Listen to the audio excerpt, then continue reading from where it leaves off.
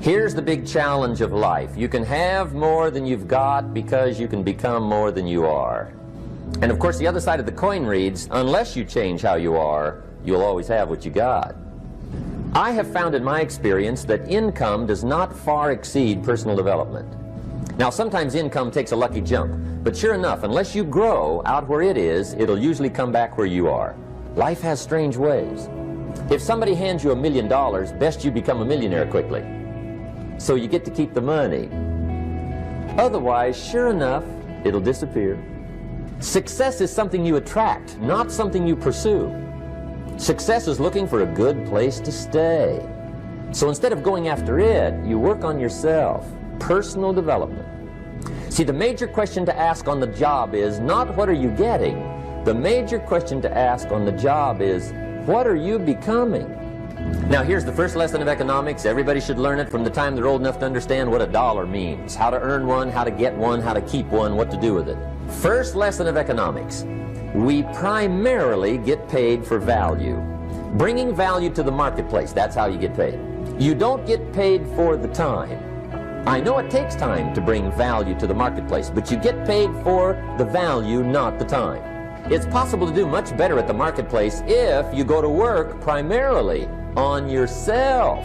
Learning to work primarily on yourself.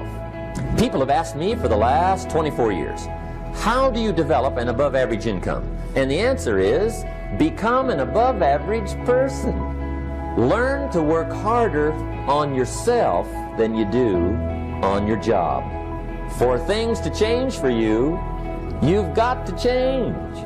Otherwise, it isn't going to change. You must learn to handle difficulty. It comes right after opportunity. You must learn to handle recessions. They always follow progressions. You can get stronger, you can get wiser, and you can get better. The winters won't change, but you can. And that's how life changes for you. Don't wish it was easier, wish you were better. Take full responsibility for what happens to you. It's one of the highest forms of human maturity, accepting full responsibility.